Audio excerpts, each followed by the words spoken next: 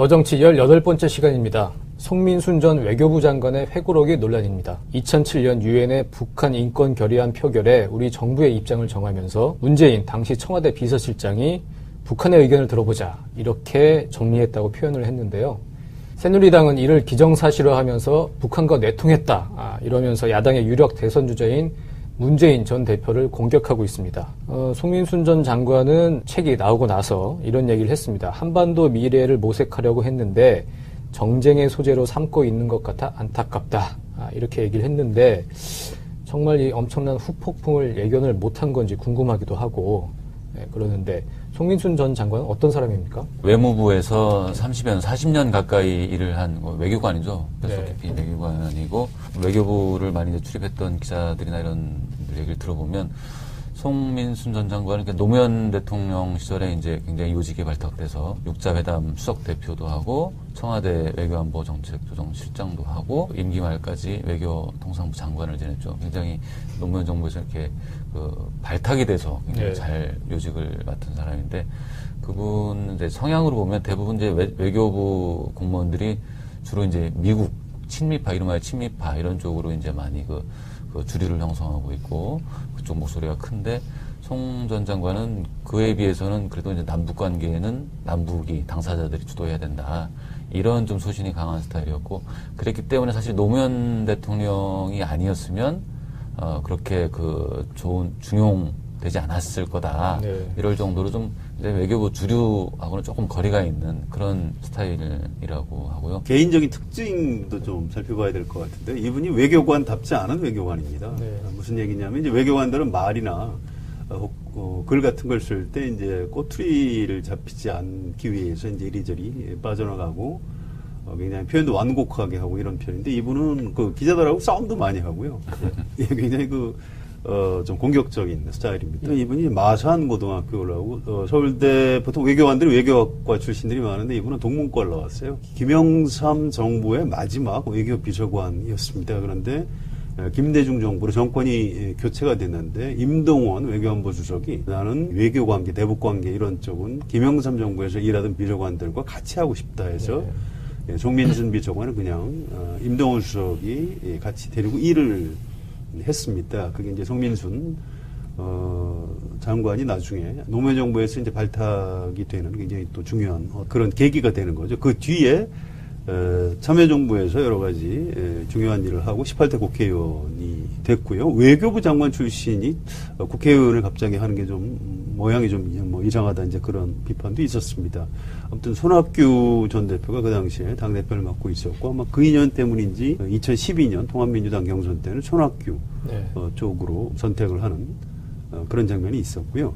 이분은 근데 자기 분야에 대한 자존심과 이제 전문적인 지식이 굉장히 좀 많은 편이고, 그만큼 자기 확신이 좀 강하고, 좀 고집이 센 스타일입니다. 그래서 사실은 전문가들이 자기 분야에 대해서 자기 확신이 너무 강하다 보면 전체 큰 틀에서 가끔 맥락을 좀 잃고, 실수를 하는 경우가 있는데 일종의 전문가의 함정이다 이런 표현도 있습니다만 혹시 이번 일이 이제 그런 경우가 아닌가 이런 좀 의심이 드는 그런 상황입니다. 그렇죠. 그런 분이 이제 이번에 이렇게 아주 논란이 되는 책을 써낸 거죠. 그런데 그런 분이 왜? 그러니까 본인의 의도는 굉장히 미래의 교훈이 되기 위해서 정쟁의 소재가 아니라 교훈이 되기 위해서 책을 썼다고는 하지만 사실 외교관도 굉장히 정치적인 고려, 정무적인 고려를 많이 하는 게 몸에 밴 사람이고, 말씀하셨듯이, 18대 국회의원도 4년간 지내신 분이에요. 그래서 국회 의정 활동하면서 이제 여러 정치적 사안, 또 외교적 사안 다투로 경험한 분이죠. 그런 분이, 본인은 600쪽 가까운 그 책 중에서 왜 8페이지 분량 이거 가지고 지금 다 시비를 걸고 싸우고 있느냐 하는데, 국내에 막론하고 어느 회고록이든 항상 그런 포인트는 의도하든 안 하든 간에 하여튼 그런 게 항상 꼭 있게 돼 있어요. 논란이 되고, 책 판매에도 도움이 되고, 또 본인의 이름을 높이는 데도 도움이 되죠. 그것까지 의도했는지 모르겠지만, 사실은 송 장관의 순수한 의도와 별개로, 굉장히 이거는 대선이 불과 이제 1년 남은 시점에서 더구나, 야권 유력 대선 후보로 지금 분류되는 문재인 전 더불어민주당 대표에 관한 얘기죠. 이게 어떻게 쓰일지는 분명히 뭐 너무나 자명한 사실이죠. 본인도 알았겠죠. 그러니까 그거를 본인은 부인하더라도 뭐 저희 그냥 보통 사람들이 보기에 굉장히 그것도 예상을 했다라고 볼 수밖에 없는 상황이라고 봅니다.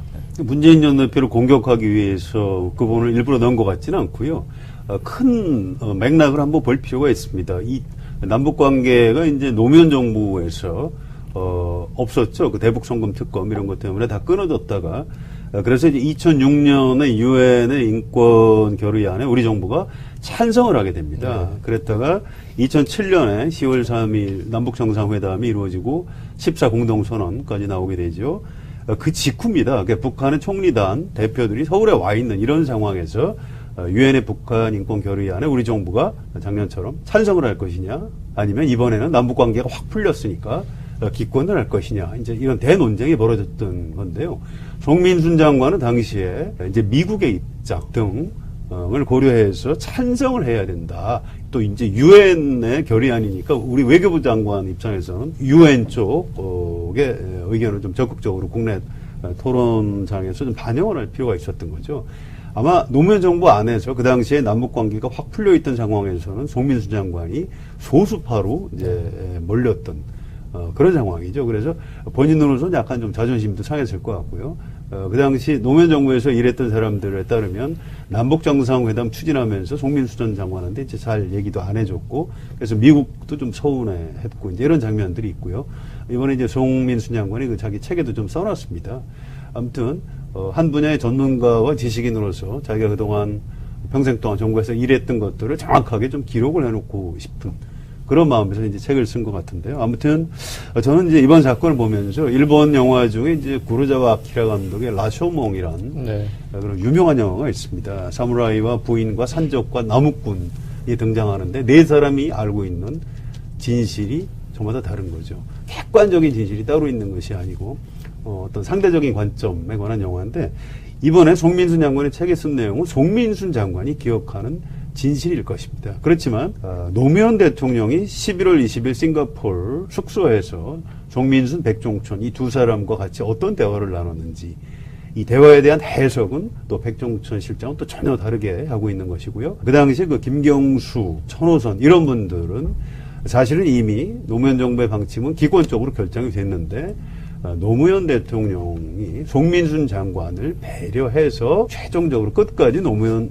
대통령이 송민순 장관에 대한 어떤 예우 차원에서 장관의 이제 말을 들어주는 형식을 취했다. 이런 증언들을 하고 있는 것이죠. 그래서 이건 뭐 송민순 장관이 옳고 다른 사람은 틀린다. 이렇게 얘기할 수 없고요. 또 반대로 통일부 장관이 옳고 송민순 장관 말이 다 틀렸다. 이렇게 얘기할 수도 좀 없는, 좀 굉장히 복잡하고 미묘한 문제인 것 같습니다. 예, 그러니까 말씀하신 것처럼 9년 전에 찬성, 기권 다 나름의 논리가 있고 선의가 있는데, 그때의 사건을 지금 끄집어낸다는 것 자체가 한반도 미래에 어떤 도움이 될지, 그것도 참 의문인데. 이제 뭐 새누리당 입장에서는 일단 뭐 건수를 잡았으니까 정치적인 공격을 하는 건 당연하죠. 저는 그래서 이 사건이 뭐 그렇게 엄청난 파장을 일으킬 것 같지는 않고요. 새누리당도 대북 관계에서는 자유롭지 않습니다. 이게 북한이라는 존재가 꼭 우리의 이제 적이기만 한 것은 아니고요. 대화 협상의 상대고, 박근혜 대통령도 2002년에 북한을 방문해서 김정일 위원장하고 대화를 한 적이 있고, 그래서 저는 이 사안의 파장이 뭐 그렇게까지 뭐 엄청나게 갈 것 같지는 않다, 이런 생각을 하고 있습니다. 그럼에도 불구하고 새누리당은 지금 물 만난 고기처럼 색깔론을 들고 나와서 문재인 전 대표를 계속 강하게 타격을 하고 있고, 무슨 그 당시에도 뒷거래가 있었던 거 아니냐, 이런 이제 과도한 상상력까지 발휘를 하고 있죠. 새누리당 지금 어떻게 움직이고 있습니까?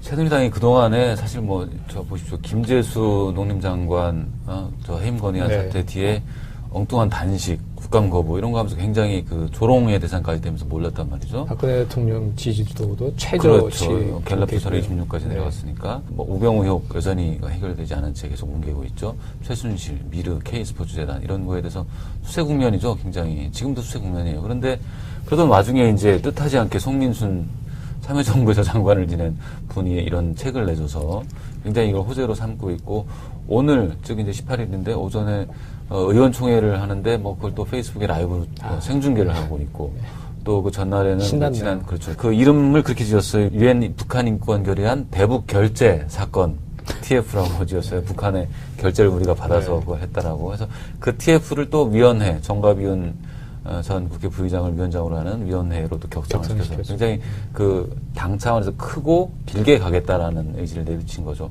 두 가지 같은데요. 일단은 이제 최순실 스캔들 때문에 이제 박근혜 대통령을 좀 보호해야 되겠다 이런 이제 정치적인 의도 같은 것이 좀 있는 것이죠. 김재수 장관 해임 건의안 때 정세균 의장의 그 맨입 그 발언 때문에 이제 반전의 계기로 잡았다가 실패했죠. 저는 이제 이번도 사실은 그렇게 될 가능성이 높다고 보고요. 청와대 대변인이 사실이라면 매우 중대하고 심각하며 충격적인 일이다. 이제 이런 코멘트를 했던데 이게 아마 지금 박근혜 대통령 심정일 겁니다. 지금 그렇지 않아도 뭐 경제도 어렵고 안보도 어려운데 뭐 최순실 스캔들, 미르재단, K스포츠재단 때문에 궁지에 몰려 있는데 너무나 반가운 호재라고 봐야 되고요. 그다음에 이제 또 한 가지 이런 측면이 있습니다. 그런 정치적인 반사 이익을 보겠다 이런 계산 말고 본질적으로 이 박근혜 대통령과 친박 세력은 좀 약간 수구적인 그런 사고방식을 가지고 있는 사람들입니다. 2007년에 그 당시 한나라당이 이명박 쪽과 박근혜 쪽으로 나뉠 때 상대적으로 좀 합리적인 보수, 개혁적 보수는 대거 이명박 쪽으로 갔고요. 좀 수구적 보수, 이른바 우리가 꼴통 보수라고 하는 그런 사람들은 박근혜 쪽으로 많이 갔죠. 이분들은 북한 그러면 무조건 막 이렇게 펄펄 뛰는 그런 경향이 있고요. 이번에도 이제 송민순 장관 책을 보고 아니 어떻게 적한테 결재를 받고 적과 관련된 일을 결정하느냐 이제 이렇게 나오는 측면이 있고요. 박문진 이사장하고 있는 이제 고영주 변호사 이런 분들을 이렇게 이사장 같은 중요한 자리에다 쓸 정도로 이 박근혜 대통령과 이 친박 세력 자체가 주변에 이제 그런 인물들이 많고 또 사고방식이 좀 그렇게 돼 있는 그런 측면도 있는 것 같습니다. 이 새누리당에서 이 문제를 크게 부각을 시키자 문재인 전 대표는 이런 얘기를 했습니다. 새누리당은 북한 덕분에 존속하는 정당이다. 상당히 세게 얘기를 했죠. 그러면서도 그때 내가 어떤 의견이었는지 기억이 잘 안 난다고 했어요.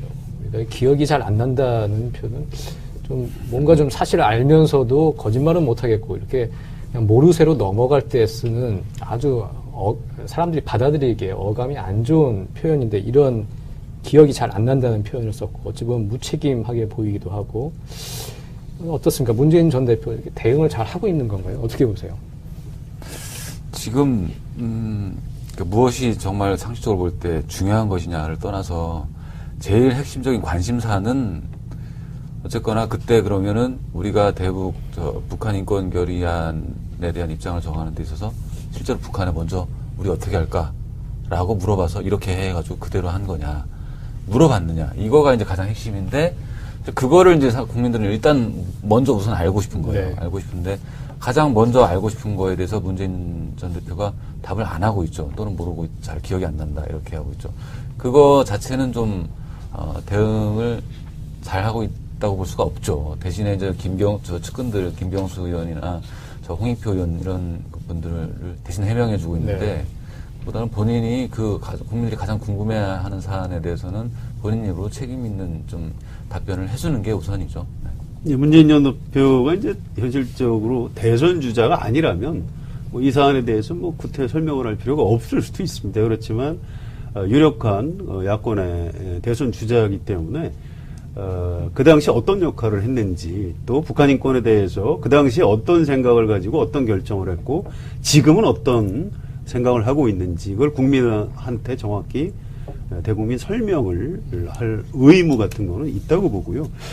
제가 생각할 때는 아마 지금 그 사실관계를 파악하고 있을 겁니다. 시간을 좀 주면 뭔가 그 당시에 여러 가지 입장을 정리해서 내놓을 것 같고요. 물론 설명을 하면 지금 여당에서는 또 말꼬투리를 잡아서 뭐 사실과 다르다 뭐 이런 얘기를 할 겁니다. 그렇지만 뭐 그런 걸 두려워해서는 안 되고요. 일단 국민들한테 정확히 설명을 하면 뭐 자연스럽게 좀 논란이 수그러들 가능성도 높다고 봅니다. 네, 이번 회고록 건으로 일단은 아까 제가 말씀드린 북한 덕분에 존속하는 정당이다. 새누리당 문재인 전 대표 이렇게 얘기를 했고 그 얘기 들으면서도 참 사이다 같은 발언이다 이런 생각도 들기도 했어요. 문재인 전 대표는 그런 얘기를 하면서도 지금 계속 일정을 경제 행보를 하고 있단 말이에요. 중소기업 찾아가고 지난번에 4대 기업 연구소장들 만나서 의견도 나누고 어찌 보면 경제를 화두로 해서 중도 확장 전략을 펴고 있는 건데 안보 문제가 또 터졌단 말이에요. 이른바 저쪽 진영에서는 안보 문제 때문에 지지하기가 어렵다 이런 얘기들이 상당히 많은데 이런 상황에서 터진 악재라고 봐야겠죠. 어쨌든 문재인 전 대표에게는 좋은 사건은 아니라고 봐야겠죠. 그렇죠. 뭐 호재는 아니죠. 그런데 저는 그렇게 뭐 엄청난 타격이 있을 것 같지는 않고요. 지금 문재인 전 대표의 어떤 지지율이 반기문 유엔 사무총장보다 훨씬 높게 상승을 하고 있다.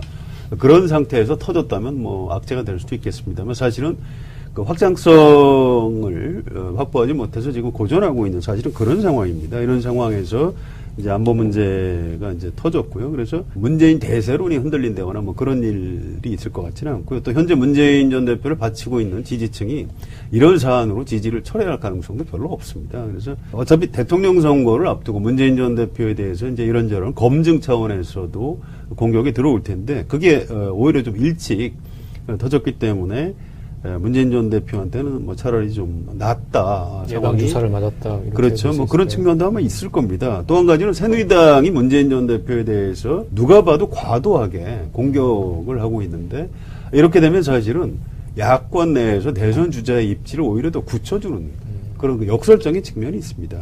과거에 DJ 김대중 노무현 정부 때도 한나라당이 이제 색깔론 공격을 이제 아주 강하게 했는데요. 김대중 대통령 이제 DJP 연대로 막아냈고요. 노무현 대통령은 장인에 대해서 무슨 뭐 색깔 전력이 붙으니까 아니 그러면 아내를 버리라는 얘기냐 이런 식의 국민들한테 정서적 호소를 해서 넘어간 적이 있는데 뭐 문재인 전 대표도 국민들한테 정직하게 또 나름대로 이제 설명을 잘 해야 될 의무는 있는 것 같습니다. 문재인 전 대표가 확실히 야권의 강자로 오히려 더 각인되는 효과가 있을 수 있죠, 실제로. 그런데 이제 초반 며칠 대응에서는 좀 국민들이 갸웃갸웃하고 있으니까 뭐지 이러고 있으니까 대응이 미흡한 건 사실인 것 같은데 앞으로 어떤 여론전으로 가져가느냐, 누가 더 설득력 있는 싸움을 해나가느냐에 달릴 텐데 그 자체가 이제 문재인 전 대표의 어떤 지도력이나 이런 걸 시험하는 계기가 될 수 있죠. 그런데 2007년 상황과 지금 올해 상황은 정말로 다른 남북관계가 다르다는 거. 올해의 경우 1월달, 9월달 북한이 연거푸 핵실험하고 미사일 쏘고 이렇게 아주 남북관계 험악한 상황이지만 2007년은 14 정상회담 10월 2일부터 4일까지 이제 평양에서 정상회담해서 그 정상회담 후속으로서 서울에서 남북 총리급 회담이 열리던 대화가 아주 활발하게 진행되고 그 뒤에 굉장히 그 화해 무드로 완전히 해빙하는 그런 분위기 속에서 북한 인권 결의안 이거에 대한 태도를 결정하는 그 시기는 지금 도저히 상상이 잘 안 되는 그런 상황이었을 거란 말이죠. 그런 점을 좀 더 그 사람들이 이해를 하게 된다면 여권 전체가 들고 일어서서 난리치고 해도 뭐 그렇게까지 감흥이 가지는 않을 것 같다라는 생각이 듭니다. 지금 이제 황주범 기자에게 굉장히 중요한 포인트라고 봅니다. 저는 이 사안이 문재인 개인의 문제가 아니라고 보고요. 남북관계, 또 북한을 이제 우리가 어떻게 봐야 될 것인가를 놓고 우리 사회 안에 존재하는 어떤 평화 세력과 안보 중시 세력이라고 할까요? 이 대충돌의 지점이 있습니다. 최근에 그 오마이뉴스 기자로 했던 김당이라는 분이 국정원 시크릿 파일이라는 책을 냈는데요. 그 안에 보면 과거에 이제 보수 정권에서 남북 정보기관 간에 이제 여러 가지 거래를 했던 이제 이정현 대표 표현에 따르면 그게 내통이죠. 그 기록들이 다 이제 들어있는 겁니다. 이제 남북 간의 비공식 대화를 과연 내통으로 볼 것이냐. 그렇게 해서 정치적인 이제 반사 이익을 취하는 그런 사람들이 있는 거고요. 이제 그게 이제 옳지 않다는 거를 이제 국민들이 많이 아는 거죠. 과거에 이제 박정희 대통령 때도 이제 이우락 정보부장이 북한에 왔다 갔다 했고요. 노태우 정부에서 박철원 씨는 그 평양 축전을 거기 앉아서 봤던 사람 아닙니까? 그걸 다 내통 뭐 이런 식으로 몰아붙일 수 없는 거고요. 전 그래서 이 문제를 새누리당이 확산시키는데도 아마 좀 한계가 있을 거다 이렇게 봅니다. 어쨌든 이번 회고록 건으로 다른 대선 주자들은 반사 이익을 누린다고 볼 수 있을까요? 뭐 반기문 유엔 사무총장이나 또 뭐 송민순 전 장관을 영입했던 손학규 전 대표나 이런 반사 이익이 있다고 봐야 할까요? 별로 그럴 것 같지는 않고요. 예. 그러니까 문재인 대표를 지지했던 세력이 중도로 빠져나가고 그럼 중도에 있던 사람들이 반기문이나 손학규한테 가야 되는데 지금 이제 반기문 유엔 사무총장은 아직 정치를 시작하지 않고 있다고 봐야 되고요. 손학규 전 대표는 아직 정계 복귀도 제대로 못한 상태입니다. 그래서 뭐 다른 주자들한테까지 영향이 있을 것 같지는 않습니다. 결정적으로 이게 뭐 문재인 전 대표를 완전히 바닥으로 고꾸라뜨릴 거냐, 네. 뭐 그러면 또 다른 상황이 보겠습니다. 아직은 그렇게 보이지는 않기 때문에요. 2012년 대선에서는 NLL 대화록 논란이 있었고요. 큰 선거가 있을 때마다 북한 이슈가 모든 이슈를 이제 압도를 하고 뭐 이런 사례가 있었습니다. 우리 국민들이 안보 문제나 대북 문제에 있어서는 상당히 좀 보수적인 그런 견해도 있고 또 지금 북핵 위협이 실제로 있는 것도 사실이고요. 북한 이슈가 2017년 대선에서도 영향을 좀 크게 미칠 수도 있지 않을까 이런 우려도 있는데 어떻게 보십니까? 국민들이 많이 경험을 한 것 같아요. 그러니까 지금 말씀하신 NLL 이슈도 네. 그 당시에는 굉장히 그게 뜨거운 이슈였고 정말 문재인이 그랬나 노무현이 그랬나 이런 굉장히 심각한 문제였지만 지금 와서 되돌아보면 새누리당 청와대가 국내 정치를 그 위기를 모면하기 위해서 아주 민감한 대북 그 남북 정상회담까지 건드리고 했다는 걸 잘 알고 있지 않을까 싶어요. 그리고 지금도 마찬가지로 뭐 우병우, 최순실 이런 사태 등에서 항상 대통령이 끊임없이 얘기하는 게 나라가 이렇게 안보 위기, 경제 위기 있는데 지금 뭐들 하고 있느냐 이러고 있잖아요. 사람들이 이제 피곤한 거죠. 지지율 하락이 뭐 그런 거에 대한 그 반감 같은 것도 반영이 돼 있다고 생각합니다. 분당국가 남쪽에서 안보 이슈는 보수 정권 또는 보수 세력한테 유리할 수밖에 없죠. 과거에 1992년, 1997년까지 북풍 공작, 뭐 종풍 공작 이런 의혹들이 있었죠. 그런데 언제부턴가는 이제 북한 변수를 국내 정치에 끌어들이면 그 세력이 손해를 보는 그런 일이 실제로 벌어지고 있습니다. 좀 역설적으로 설명을 해보면 2000년에 김대중 대통령이 남북 정상회담을 합의했다라고 발표를 한 게 네. 총선 직전입니다. 그렇죠. 근데 그 바람에 오히려 영남 쪽에서는 역풍이 불었고요. 아니 왜 남북 정상회담을 총선 직전에 발표하느냐 해서 그 당시 부산에 출마했던 노무현 후보가 떨어졌습니다. 그래서 노무현 후보가 김대중 대통령이 남북 정상회담 하필 그때 발표하는 바람에 역풍이 불어서 떨어졌다 이런 일이 있었고요. 또 2010년에 천안함 사건이 있었죠. 이명박 정부에서 아주 대대적으로 안보 공세를 폈는데 그의 지방선거에서 참패했습니다. 또 2012년 대선에서 이제 NLL 대화록을 가지고 막 공격을 했는데 사실 2012년 대선은 그걸로 판가름이 난 게 아니고요. 다른 경제민주화라든가 국민행복 이런 것에 의해서 박근혜 대표가 승리한 것이지 전문가들 분석에 따르면 무슨 NLL 대화록 가지고 박근혜 후보가 승리한 것은 아니라고 합니다. 저는 내년 대선도 마찬가지로 남북관계를 국내 정치에 너무 심하게 끌어들이는 쪽이 오히려 손해를 볼 가능성이 높다고 봅니다. 그 새누리당의 어떤 공격 수법이 모든 게 참여정부 책임, 노무현 책임 뭐 이런 아주 흔한 공격 수법인데 지금 노무현 대통령은 서거를 했고요. 당시에 이제 문재인 전 대표가 참여정부 청와대에서 민정수석, 시민사회수석, 비서실장을 두루 역임을 했습니다. 지금 살아있는 사람 중에서는 참여정부 이제 2인자라고 할 수 있고 그렇기 때문에 이제는 이게 참여정부 책임이면 문재인 책임으로 전가가 되는 그런 프레임이 지금 잡혀 있어요. 예를 들어서 성완종 리스트 사건에서도 그게 딱 터지니까 다시 역공을 한 게 성완종 그럼 사면 누가 해줬냐. 그때 민정수석이 문재인 아니었냐. 문재인이 해명해라. 이런 식으로 나왔단 말이에요. 참여정부의 2인자였던 문재인이기 때문에 앞으로 어떤 일이 또 터질 때마다 참여정부 책임, 이거는 문재인 책임. 이런 식으로 계속 난관에 봉착을 할 수가 있을 텐데 문재인 전 대표는 이 장애를 어떻게 극복을 해야 할까요? 뭐 이제 본인이 극복을 해야 됩니다. 사실은 김대중 노무현 정부의 이제 계승자를 자처하고 있는데 그런데 우리나라 대통령을 과거 정권의 계승자만으로 할 수는 없는 거죠. 참여정부 프레임 또 친노 프레임에서 벗어날 필요가 있습니다. 내가 대통령이 되면 김대중 노무현 정부와 달리 이런 것들은 내가 잘 할 수 있다 이런 것들을 이제 문재인 전 대표가 이제 설명을 해야 됩니다. 우리나라 이제 기득권층에서는 이제 문재인 전 대표에 대한 불가론, 절대 불가론 같은 게 좀 있는데요. 이 사람이 대통령이 되면 노무현 대통령의 복수를 하려고 할 것이다. 네.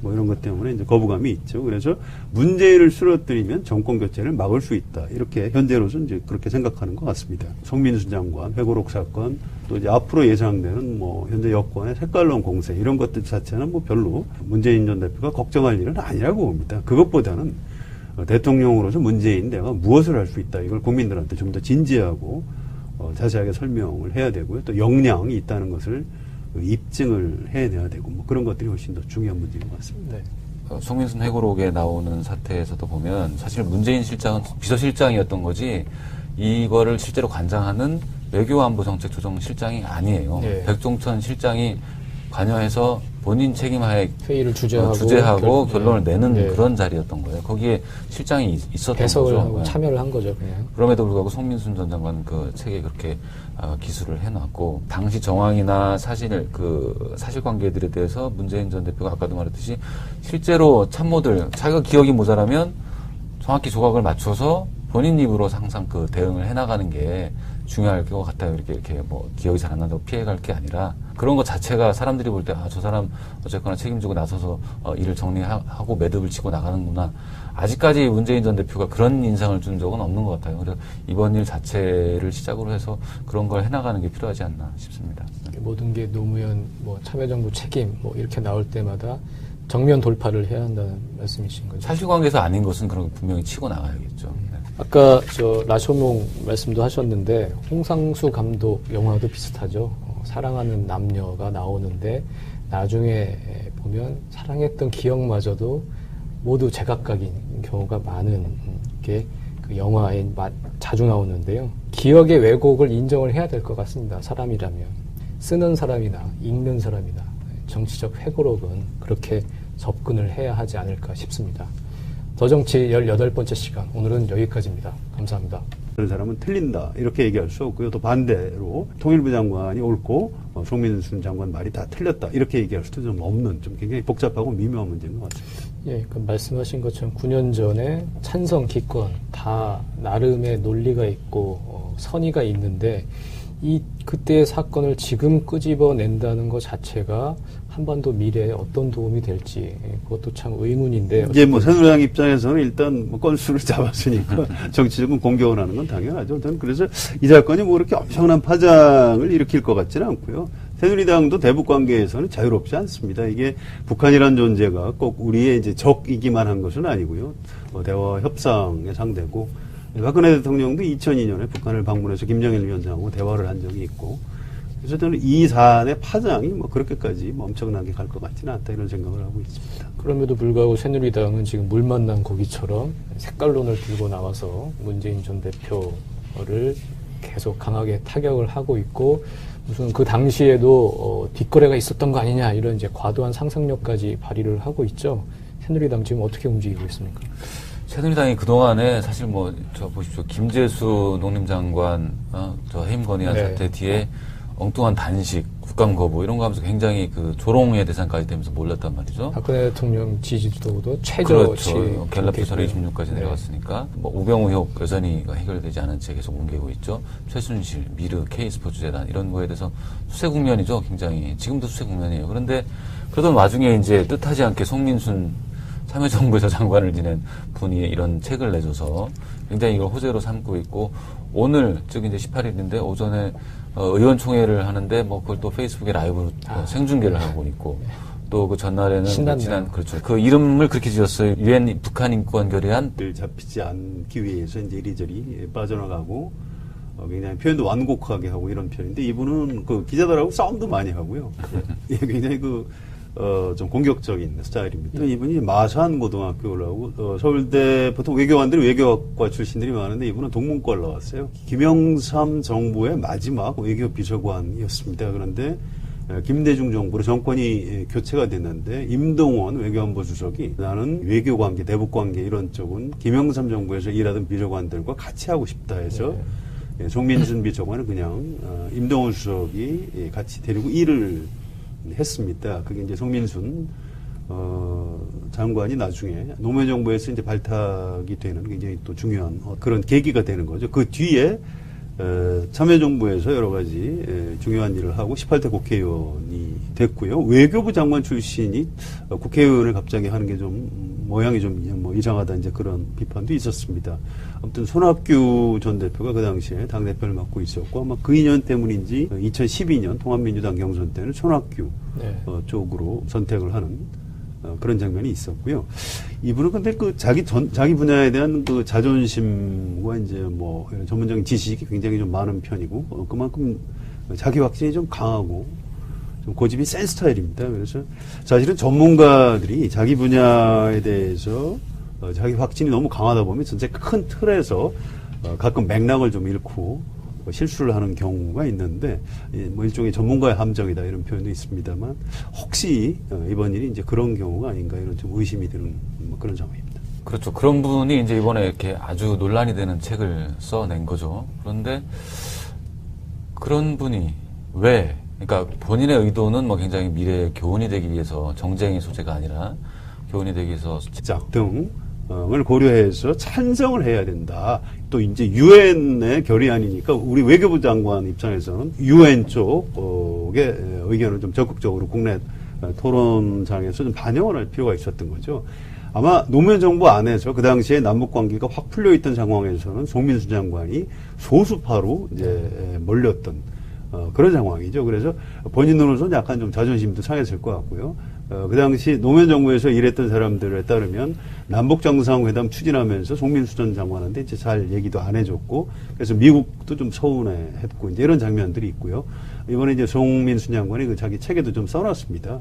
아무튼 한 분야의 전문가와 지식인으로서 자기가 그동안 평생 동안 정부에서 일했던 것들을 정확하게 좀 기록을 해놓고 싶은 그런 마음에서 이제 책을 쓴 것 같은데요. 아무튼 저는 이제 이번 사건을 보면서 일본 영화 중에 이제 구로자와 아키라 감독의 라쇼몽이라는 그런 유명한 영화가 있습니다. 사무라이와 부인과 산적과 나무꾼이 등장하는데 네 사람이 알고 있는 진실이 전부 다 다른 거죠. 객관적인 진실이 따로 있는 것이 아니고 어떤 상대적인 관점에 관한 영화인데 이번에 송민순 장관의 책에 쓴 내용은 송민순 장관이 기억하는 진실일 것입니다. 그렇지만 노무현 대통령이 11월 20일 싱가포르 숙소에서 송민순, 백종천 이 두 사람과 같이 어떤 대화를 나눴는지 이 대화에 대한 해석은 또 백종천 실장은 또 전혀 다르게 하고 있는 것이고요. 그 당시에 그 김경수, 천호선 이런 분들은 사실은 이미 노무현 정부의 방침은 기권적으로 결정이 됐는데 노무현 대통령이 송민순 장관을 배려해서 최종적으로 끝까지 노무현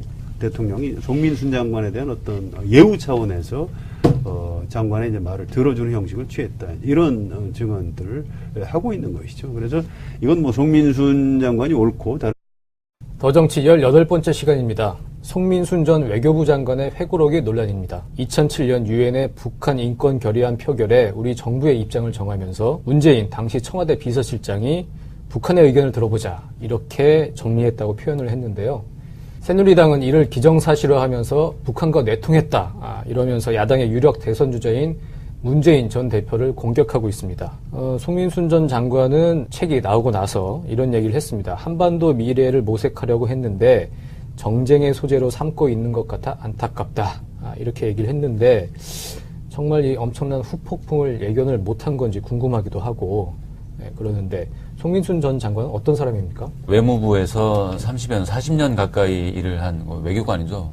깊이 외교관이고 외교부를 많이 이제 출입했던 기자들이나 이런 얘기를 들어보면 송민순 전 장관은 노무현 대통령 시절에 이제 굉장히 요직에 발탁돼서 육자회담 수석 대표도 하고 청와대 외교안보 정책조정실장도 하고 임기 말까지 외교통상부 장관을 지냈죠. 굉장히 노무현 정부에서 이렇게 발탁이 돼서 굉장히 잘 요직을 맡은 사람인데 그분 이제 성향으로 보면 대부분 이제 외교부 공무원들이 주로 이제 미국 친미파 이른바 친미파 이런 쪽으로 이제 많이 그 주류를 형성하고 있고 그쪽 목소리가 큰데 송 전 장관은 그에 비해서는 그래도 이제 남북 관계에는 남북이 당사자들이 주도해야 된다. 이런 좀 소신이 강한 스타일이었고 그랬기 때문에 사실 노무현 대통령이 아니었으면 그렇게 그 좋은 중용 되지 않았을 거다. 네. 이럴 정도로 좀 이제 외교부 주류하고는 조금 거리가 있는 그런 스타일이라고 하고요. 개인적인 특징도 좀 살펴봐야 될 것 같은데 이분이 외교관답지 않은 외교관입니다. 네. 무슨 얘기냐면 이제 외교관들은 말이나 글 같은 걸 쓸 때 이제 꼬투리 책을 썼다고는 하지만 사실 외교관도 굉장히 정치적인 고려, 정무적인 고려를 많이 하는 게 몸에 밴 사람이고 말씀하셨듯이 18대 국회의원도 4년간 지내신 분이에요. 그래서 국회 의정 활동하면서 이제 여러 뭐 정치적 사안 또 외교적 사안 다투로 경험한 분이죠. 그런 분이 자 본인은 뭐 그 600조 가까운 그 책 중에서 왜 8페이지 분량 이거 가지고 지금 다 시비를 걸고 싸우고 있느냐 하는데 뭐 국내에 막론하고 어느 회고록이든 항상 그런 포인트는 의도하든 뭐 안 하든 간에 하여튼 그런 게 항상 꼭 있게 돼 있어요. 네. 논란이 되고 책 판매에도 도움이 되고 또 본인의 그 이름을 높이는 데도 도움이 되죠.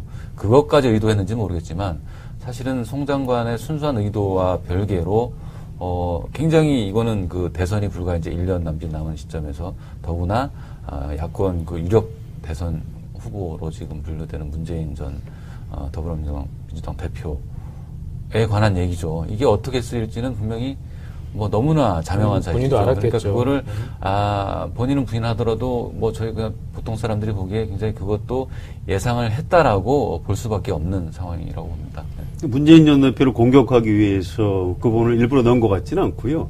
큰 맥락을 한번 볼 필요가 있습니다. 이 남북 관계가 이제 노무현 정부에서 없었죠. 그 대북 송금 특검 이런 것 때문에 다 끊어졌다가 그래서 이제 2006년에 유엔의 인권 결의안에 우리 정부가 찬성을 하게 됩니다. 그랬다가 2007년에 10월 3일 남북 정상회담이 이루어지고 14 공동선언까지 나오게 되죠. 그 직후입니다. 그러니까 북한의 총리단 대표들이 서울에 와 있는 이런 상황에서 유엔의 북한 인권 결의안에 우리 정부가 작년처럼 찬성을 할 것이냐, 아니면 이번에는 남북 관계가 확 풀렸으니까 기권을 할 것이냐, 이제 이런 대논쟁이 벌어졌던 건데요. 송민순 장관은 당시에 이제 미국에 이 남북 관계가 이제 노무현 정부에서 없었죠. 그 대북 송금 특검 이런 것 때문에 다 끊어졌다가 그래서 이제 2006년에 유엔의 인권 결의안에 우리 정부가 찬성을 하게 됩니다. 그랬다가 2007년에 10월 3일 남북 정상회담이 이루어지고 14 공동선언까지 나오게 되죠. 그 직후입니다. 그러니까 북한의 총리단 대표들이 서울에 와 있는 이런 상황에서 유엔의 북한 인권 결의안에 우리 정부가 작년처럼 찬성을 할 것이냐, 아니면 이번에는 남북 관계가 확 풀렸으니까 기권을 할 것이냐, 이제 이런 대논쟁이 벌어졌던 건데요. 송민순 장관은 당시에 이제 미국의 입장 등을 고려해서 찬성을 해야 된다. 또 이제 유엔의 결의안이니까 우리 외교부 장관 입장에서는 유엔 쪽의 의견을 좀 적극적으로 국내 토론장에서 좀 반영을 할 필요가 있었던 거죠. 아마 노무현 정부 안에서 그 당시에 남북 관계가 확 풀려 있던 상황에서는 송민순 장관이 소수파로 이제 몰렸던 그런 상황이죠. 그래서 본인으로서는 약간 좀 자존심도 상했을 것 같고요. 그 당시 노무현 정부에서 일했던 사람들에 따르면 남북 정상회담 추진하면서 송민수 전 장관한테 이제 잘 얘기도 안 해줬고, 그래서 미국도 좀 서운해했고 이제 이런 장면들이 있고요. 이번에 이제 송민수 장관이 그 자기 책에도 좀 써놨습니다. 아무튼 한 분야의 전문가와 지식인으로서 자기가 그동안 평생 동안 정부에서 일했던 것들을 정확하게 좀 기록을 해놓고 싶은 그런 마음에서 이제 책을 쓴 것 같은데요. 아무튼 저는 이제 이번 사건을 보면서 일본 영화 중에 이제 구로자와 아키라 감독의 라쇼몽이란 그런 유명한 영화가 있습니다. 사무라이와 부인과 산적과 나무꾼이 등장하는데 네 사람이 알고 있는 진실이 저마다 다른 거죠. 객관적인 진실이 따로 있는 것이 아니고 어떤 상대적인 관점에 관한 영화인데, 이번에 송민순 장관의 책에 쓴 내용은 송민순 장관이 기억하는 진실일 것입니다. 그렇지만 노무현 대통령이 11월 20일 싱가포르 숙소에서 송민순, 백종천 이 두 사람과 같이 어떤 대화를 나눴는지, 이 대화에 대한 해석은 또 백종천 실장은 또 전혀 다르게 하고 있는 것이고요. 그 당시에 그 김경수, 천호선 이런 분들은 사실은 이미 노무현 정부의 방침은 기권적으로 결정이 됐는데 노무현 대통령이 송민순 장관을 배려해서 최종적으로 끝까지 노무현 대통령이 송민순 장관에 대한 어떤 예우 차원에서 장관의 이제 말을 들어주는 형식을 취했다. 이런 증언들을 하고 있는 것이죠. 그래서 이건 뭐 송민순 했습니다. 그게 이제 송민순 장관이 나중에 노무현 정부에서 이제 발탁이 되는 굉장히 또 중요한 그런 계기가 되는 거죠. 그 뒤에 참여정부에서 여러 가지 중요한 일을 하고 18대 국회의원이 됐고요. 외교부 장관 출신이 국회의원을 갑자기 하는 게 좀 모양이 좀 뭐 이상하다 이제 그런 비판도 있었습니다. 아무튼 손학규 전 대표가 그 당시에 당 대표를 맡고 있었고 아마 그 인연 때문인지 2012년 통합민주당 경선 때는 손학규 쪽으로 선택을 하는 그런 장면이 있었고요.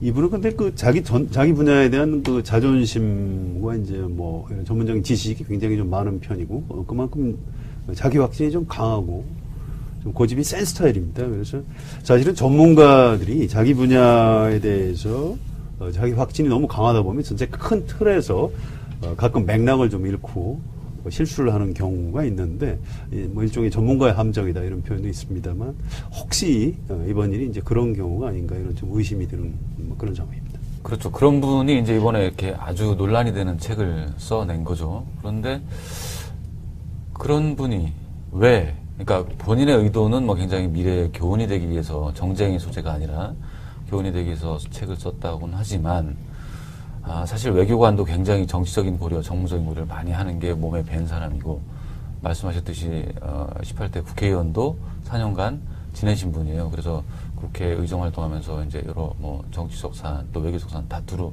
경험한 분이죠. 그런 분이 자 본인은 뭐 그 600쪽 가까운 그 책 중에서 왜 8페이지 분량 이거 가지고 지금 다 시비를 걸고 싸우고 있느냐 하는데 뭐 국내에 막론하고 어느 회고록이든 항상 그런 포인트는 의도하든 뭐 안 하든 간에 하여튼 그런 게 항상 꼭 있게 돼 있어요. 네. 논란이 되고 책 판매에도 도움이 되고 또 본인의 그 이름을 높이는 데도 도움이 되죠.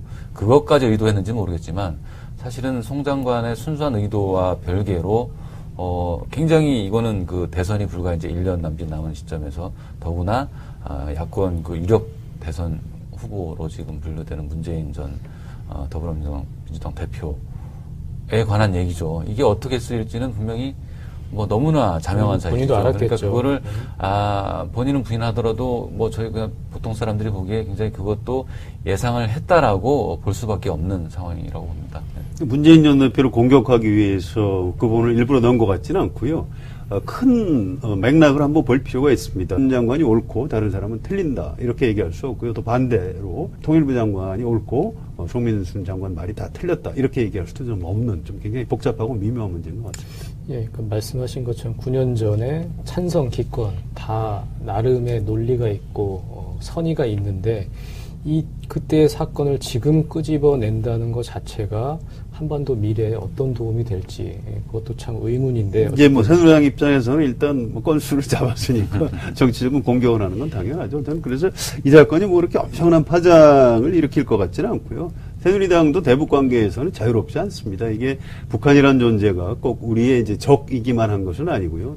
대화 협상의 상대고 박근혜 대통령도 2002년에 북한을 방문해서 김정일 위원장하고 대화를 한 적이 있고 그래서 저는 이 사안의 파장이 뭐 그렇게까지 뭐 엄청나게 갈 것 같지는 않다 이런 생각을 하고 있습니다. 그럼에도 불구하고 새누리당은 지금 물 만난 고기처럼 색깔론을 들고 나와서 문재인 전 대표를 계속 강하게 타격을 하고 있고 무슨 그 당시에도 뒷거래가 있었던 거 아니냐 이런 이제 과도한 상상력까지 발휘를 하고 있죠. 새누리당 지금 어떻게 움직이고 있습니까? 새누리당이 그동안에 사실 뭐 저 보십시오. 김재수 농림장관 저 해임 건의안 네. 사태 뒤에 엉뚱한 단식, 국감 거부 이런 거 하면서 굉장히 그 조롱의 대상까지 되면서 몰렸단 말이죠. 박근혜 대통령 지지도도 최저치. 그렇죠. 갤럽 조사로 26까지 내려갔으니까 뭐 우병우 의혹 여전히 해결되지 않은 채 계속 뭉개고 있죠. 최순실, 미르, K스포츠재단 이런 거에 대해서 수세 국면이죠. 굉장히 지금도 수세 국면이에요. 그런데 그러던 와중에 이제 뜻하지 않게 송민순 참여정부에서 장관을 지낸 분이 이런 책을 내줘서 굉장히 이걸 호재로 삼고 있고 오늘 즉 이제 18일인데 오전에 의원총회를 하는데 뭐 그걸 또 페이스북에 라이브로 생중계를 하고 있고 또 그 전날에는 신났네요. 그렇죠. 그 이름을 그렇게 지었어요. 유엔 북한 인권 결의안 대북 결제 사건 TF라고 지었어요. 북한의 결제를 우리가 받아서 그걸 했다라고 해서 그 TF를 또 위원회 정가위원 전 국회 부의장을 위원장으로 하는 위원회로도 격상시켜서 격상시켰죠. 굉장히 그 당 차원에서 크고 길게 가겠다라는 의지를 내비친 거죠. 두 가지 같은데요. 일단은 이제 최순실 스캔들 때문에 이제 박근혜 대통령을 좀 보호해야 되겠다. 이런 이제 정치적인 의도 같은 것이 좀 있는 것이죠. 김재수 장관 해임 건의안 때 정세균 의장의 그 맨입 그 발언 네. 때문에 이제 반전의 계기로 잡았다가 실패했죠. 저는 이제 이번도 사실은 그렇게 될 가능성이 높다고 보고요. 청와대 대변인이 사실이라면 매우 중대하고 심각하며 충격적인 일이다. 이제 이런 코멘트를 했던데 이게 아마 지금 박근혜 대통령 심정일 겁니다. 지금 그렇지 않아도 뭐 경제도 어렵고 안보도 어려운데 뭐 최순실 스캔들, 미르재단, K스포츠재단 때문에 궁지에 몰려 있는데 너무나 반가운 호재라고 봐야 되고요. 그다음에 이제 또 한 가지 이런 측면이 있습니다. 그런 정치적인 반사 이익을 보겠다 이런 계산 말고 본질적으로 이 박근혜 대통령과 친박 세력은 좀 약간 수구적인 그런 사고방식을 가지고 있는 사람들입니다. 2007년에 그 당시 한나라당이 이명박 쪽과 박근혜 쪽으로 나뉠 때 네. 상대적으로 좀 합리적인 보수, 개혁적 보수는 대거 이명박 쪽으로 있었죠. 갔고요. 예. 좀 수구적 보수, 이른바 우리가 꼴통 보수라고 네. 하는 그런 사람들은 박근혜 쪽으로 많이 갔죠. 이분들은 북한 그러면 무조건 막 이렇게 펄펄 뛰는 그런 경향이 있고요. 이번에도 이제 송민순 장관 책을 보고 아니 어떻게 적한테 결재를 받고 적과 관련된 일을 결정하느냐 이제 이렇게 나오는 측면이 있고요. 박문진 이사장하고 있는 이제 고영주 변호사 네. 이런 분들을 이렇게 이사장 같은 중요한 자리에다 쓸 정도로 이 박근혜 대통령과 이 친박 세력 자체가 주변에 이제 그런 인물들이 많고 또 사고방식이 좀 그렇게 돼 있는 그런 측면도 있는 것 같습니다. 이 새누리당에서 이 문제를 크게 부각을 시키자 문재인 전 대표는 이런 얘기를 했습니다. 새누리당은 북한 덕분에 존속하는 정당이다. 상당히 세게 얘기를 했죠. 그러면서도 그때 내가 어떤 의견이었는지 기억이 잘 안 난다고 했어요.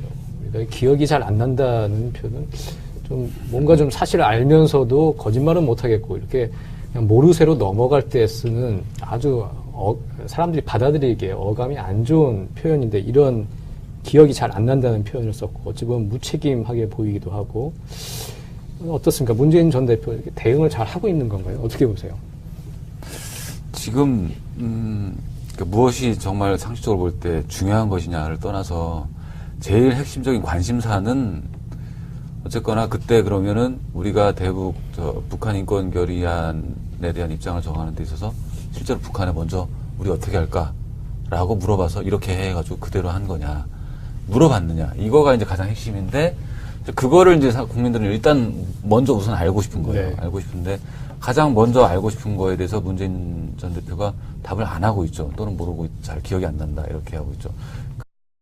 더 정치 18번째 시간입니다. 송민순 전 외교부 장관의 회고록이 논란입니다. 2007년 유엔의 북한 인권 결의안 표결에 우리 정부의 입장을 정하면서 문재인 당시 청와대 비서실장이 북한의 의견을 들어보자 이렇게 정리했다고 표현을 했는데요. 새누리당은 이를 기정사실화하면서 북한과 내통했다 이러면서 야당의 유력 대선 주자인 문재인 전 대표를 공격하고 있습니다. 송민순 전 장관은 책이 나오고 나서 이런 얘기를 했습니다. 한반도 미래를 모색하려고 했는데 정쟁의 소재로 삼고 있는 것 같아 안타깝다. 이렇게 얘기를 했는데 정말 이 엄청난 후폭풍을 예견을 못한 건지 궁금하기도 하고 그러는데 송민순 전 장관은 어떤 사람입니까? 외무부에서 30년, 40년 가까이 일을 한 외교관이죠. 네. 네. 외교관이고 외교부를 많이 이제 출입했던 기자들이나 이런 얘기를 들어보면 송민순 전 장관은 노무현 대통령 시절에 이제 굉장히 요직에 발탁돼서 육자회담 수석 대표도 하고 청와대 외교안보 정책조정실장도 하고 임기 말까지 외교통상부 장관을 지냈죠. 굉장히 노무현 정부에서 이렇게 발탁이 돼서 굉장히 네. 잘 요직을 맡은 사람인데 그분 이제 성향으로 보면 대부분 이제 외교부 공무원들이 주로 이제 미국 친미파 이른바 친미파 이런 쪽으로 이제 많이 그 주류를 형성하고 있고 그쪽 목소리가 큰데 송 전 장관은 그에 비해서는 그래도 이제 남북 관계에는 남북이 당사자들이 주도해야 된다.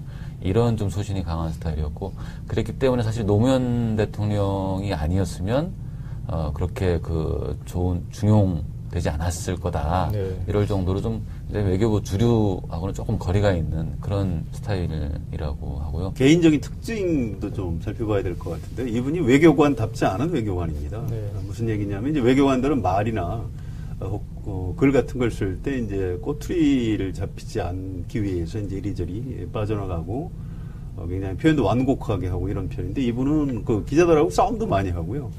예, 굉장히 좀 공격적인 스타일입니다. 이분이 마산 고등학교를 하고 서울대 보통 외교관들이 외교학과 출신들이 많은데 이분은 동문과를 나왔어요. 김영삼 정부의 마지막 외교 비서관이었습니다. 그런데 김대중 정부로 정권이 교체가 됐는데 임동원 외교안보 주석이 나는 외교관계, 대북관계 이런 쪽은 김영삼 정부에서 일하던 비서관들과 같이 하고 싶다 해서 종민순 비서관은 그냥 임동원 수석이 같이 데리고 일을